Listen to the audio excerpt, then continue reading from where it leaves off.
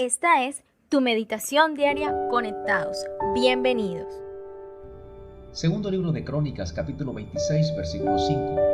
Y persistió en buscar a Dios en los días de Zacarías, entendido en visiones de Dios, y en estos días en que buscó a Jehová, él le prosperó.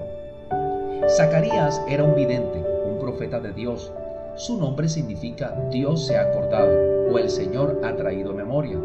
Ahora bien, es interesante ese significado porque nos recuerda que a Dios nada se le olvida, a Dios nada se le pasa en nuestras vidas. Todo lo que usted y yo hacemos por causa de Dios, Él siempre lo tiene presente y en su tiempo nos recompensará. Por eso cuando se mencionaba o veían a Zacarías, su nombre les recordaba que Dios no olvida lo que Él promete. Porque Dios no es hombre para que mienta, ni hijo de hombre para que se arrepienta. Entonces podemos ver que Zacarías era un hombre de intimidad. Y hay que ver que era un hombre entendido en visiones. Y esto nos enseña que la intimidad nos ejercita para oír la voz de Dios. Para Dios siempre hablarnos y darnos una visión. Entonces esa definición, entendido en visiones, significa que él podía hacer una distinción. Él sabía separar lo que era lo bueno de lo malo. Él comprendía bien. Era un hombre inteligente por la sabiduría que tenía de parte de Dios. Y esa sabiduría venía por el resultado de la palabra.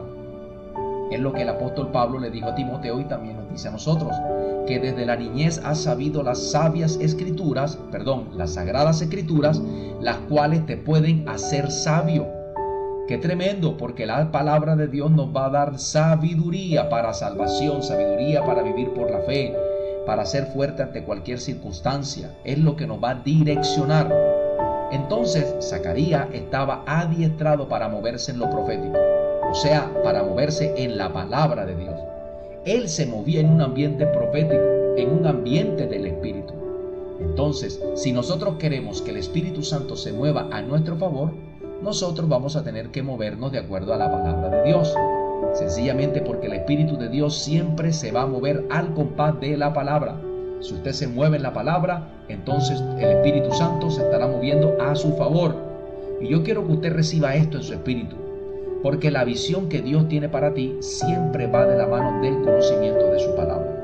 Dios te puede dar una visión y te puede mostrar que va a hacer contigo cosas poderosas, pero tú tienes que sumar a tu vida o tienes que añadir conocimiento de la palabra de Dios. Por eso dice la Biblia que en los días de Samuel, él ministraba a Jehová en presencia de Elí y la palabra de Jehová escaseaba en aquellos días. Por eso no había visión con frecuencia, porque la falta de palabra es falta de visión, o cuando hay falta de visión sencillamente porque hay falta de la palabra de Dios. Entonces usted y yo ministramos al Señor a través de la palabra de Dios. Cuando hay escasez de la palabra de Dios, entonces hay escasez de una correcta visión. Por eso un creyente sin la palabra es como alguien que se va de viaje pero sin saber a dónde va. No tiene una ruta clara o un destino definido. Entonces, la Biblia dice que Dios se apresura a poner por obra su palabra, entonces nosotros nos apresuramos a buscar de la presencia de Dios. Dios nos bendice cuando lo buscamos. Pero la bendición de Dios no debe ser una prioridad en nuestras vidas, sino amarlo y seguirlo a Él es lo más importante. Debemos recordar que después de la salvación, nuestra mayor satisfacción siempre va a ser buscar el rostro de Dios. Así que anhelamos mucho de su presencia. No se te olvide buscarlo todos los días, porque Dios siempre te quiere bendecir. Recuerda, sigue conectado con Dios y también con nosotros.